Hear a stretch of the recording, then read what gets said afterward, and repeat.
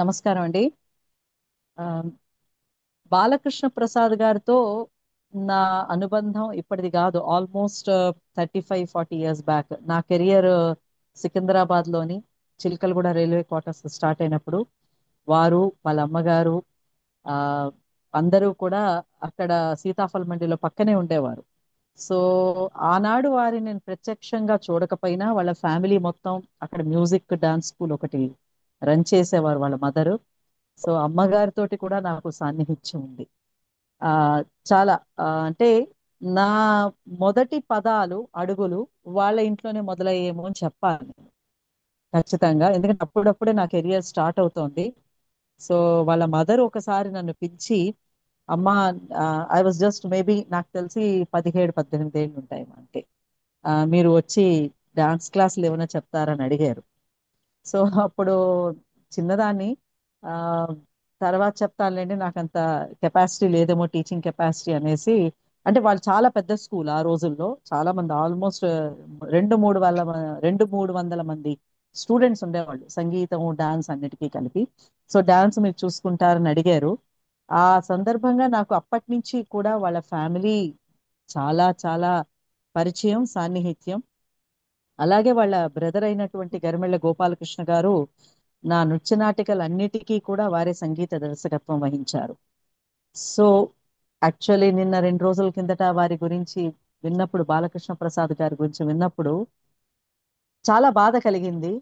కానీ కొంతమంది కారణ జన్ములు ఉంటారండి, అందులో బాలకృష్ణ ప్రసాద్ గారు ఒకరు. ఎందుకంటే అందరూ అందరూ పుడతారు, కోట్ల మంది ప్రపంచంలో పుడతారు, కానీ ఒక ఒక అంశంకి సంబంధించి, ఒక కారణం గురించి అని సంబంధించి కొంతమంది పుట్టి, ఎంఎస్ సుబ్బలక్ష్మి గారు, మంగళంపల్లి గారు, ఇట్లాంటి వాళ్ళందరూ కూడా ఆ దాని గురించి పుట్టి అది అయిపోయిన తర్వాత వాళ్ళు తను చాలిస్తారు. సో అందులో ప్రథములుగా ఉన్నవారు బాలకృష్ణ ప్రసాద్ గారు. మీరు ఇందాకలు అన్నట్టుగా అతి సౌమ్యులు, మృదు మధుర స్వభావి. వారు తోటి నా సాన్నిహిత్యం చాలా ఉంది. తిరుపతి వెళ్ళినప్పుడల్లా వారిని ఆల్మోస్ట్ చాలా సార్లు కలిశాను. అలాగే మేము ఇప్పుడు సంప్రదాయం కూచిపూడి గురుకులం అని శ్రీకాకుళంలో ప్రభుత్వ సంస్థ, డిస్ట్రిక్ట్ కలెక్టర్ దానికి చైర్మన్ ఉన్న, దానికి నేను డైరెక్టర్ గా పనిచేస్తున్నాను గత 6 ఏళ్ల నుంచి. ఆ టైంలో కూడా ముందుగా కార్తీక కళా మహోత్సవాలు ఇవన్నీ మేము చేస్తున్నప్పుడు, ఫెస్టివల్స్ చేస్తున్నప్పుడు బాలకృష్ణ ప్రసాద్ గారి కచేరీ కూడా ఆ అక్కడ అరేంజ్ చేయడం జరిగింది మా శ్రీకాకుళంలో. సో ఆ సందర్భంలో అసలు కలెక్టర్ గారు ఎదురుగా కూర్చుని ఉంటే, ఏ పాట పాడమంటే కలెక్టర్ గారు ఆ పాట వారు పాడేవారు. ఎక్కడా కూడా విసుక్కోవడం కానీ, ఎక్కడా కూడా అసలు అలాంటిది ఉండదు. ఎప్పుడు ఆ మొహం మీద ఆ చిరునవ్వు అన్నది లేకుండా నేను ఎప్పుడూ చూడలేదు. ఇది ప్రొఫెషనల్ సైడ్ అయితే నాకు చాలా ఇష్టం. ఆయన సంగీతం చేసినటువంటి అన్నమయ్య కీర్తనలు చాలా, అవి అలమేలు మంగ హరి అంతరంగా అని దాదాపుగా 25 ఏళ్ల కిందట మోహన రాగంలో వారు చేశారు. సో అది నేను తీసుకుని నేను డాన్స్ కూచిపూడిలో కొరియోగ్రాఫ్ చేయడం అయింది. చాలా చాలా కొన్ని వందల వేదికల మీద అది ప్రదర్శించడం జరిగింది.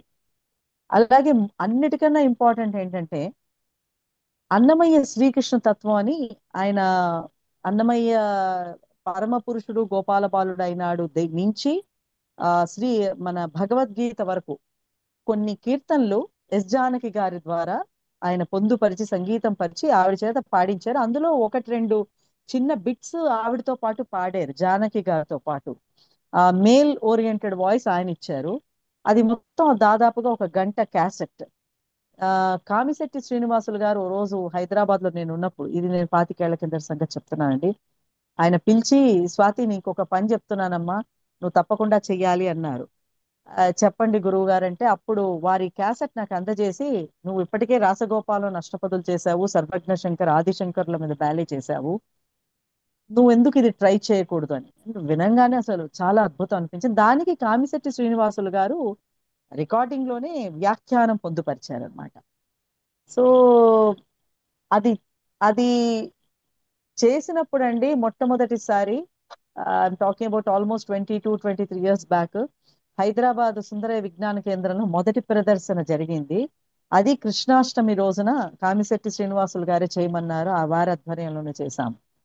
అది మొదలుకొని నాకు తెలిసిన ఆ బ్యాలేస్ అన్నిట్లోకి చాలా ఎక్కువ ప్రదర్శనలు ఇచ్చింది ఈ అన్నమయ్య శ్రీకృష్ణ తత్వమే. ఎన్నోసార్లు బాలకృష్ణ ప్రసాద్ గారితో చెప్పాను. అది నిజంగా ఒక అద్భుతమైన ఎక్స్పీరియన్స్ నాకు లైఫ్ లో. తర్వాత వారు సంగీతపరిచినటువంటి చాలా అన్నమాచార్య కీర్తనలు నేను చేయడం జరిగింది. బేసిక్ గా ఆయన సంగీతం అంటే నాకు చాలా ఇష్టం. ఆయన గాత్రమే కాదు, ఆయన సంగీత దర్శకత్వంలో ఏ కీర్తన వచ్చినా దానికి ఒక ఇంపు, ఒక సొంపు కూడా ఉంటుంది. అంటే డాన్స్ పరంగా ఎలా చేయాలి, ఇప్పుడు అలమేలుమంగ హరియంతరంగా చేస్తున్నప్పుడు ఆ కూచిపూడి నడకలకు తగ్గట్టు ఆ గమకాలు వెయ్యడం, అది చాలా కొద్ది మంది సింగర్స్ కి తెలిసిన ఒక పెద్ద కిటుక అంటాను నేను. అది డాన్స్ కి పాడడం అన్నది, డాన్స్ కి కంపోజ్ చేయడం అన్నది, అది ప్రతి కీర్తన చాలా మట్టుకు చేశానండి. అన్నిటికన్నా best I feel is Annamayya Srikrishna తత్వం. అండ్ అది వారికి చెప్పినప్పుడు, తిరుపతి వచ్చినప్పుడు, అమ్మా చాలా గ్రేట్, నువ్వు ఇది కంటిన్యూ చెయ్యాలన్నారు. అలాగే ఈ రోజున వారు మన మధ్య లేకపోయినా, ఇందాక నేను చెప్పినట్టుగా ఒక కారణ జన్ములు కొన్ని వందల అన్నమాచార్య కీర్తనలు అత్యద్భుతంగా ప్రజలకు అందించి, ఆ శ్రీనివాసుడి ఒడిలో మనం ఎప్పుడు తిరుపతి వెళ్ళినా ఎంఎస్ సుబ్బలక్ష్మి గారితో పాటు పొద్దున్నుంచి సాయంత్రం వరకు ఈయన పాటలే వినిపిస్తూ ఉంటాయి మనకి ఆ రికార్డులు. ఆ శ్రీనివాసుల ఒడిలో, శ్రీనివాసుల పాదాల దగ్గర ఆయనకి ఆ పవిత్రమైన స్థానంలోని ఎప్పటికీ ఆయన అక్కడే ఉంటారని నేను నమ్ముతున్నానండి.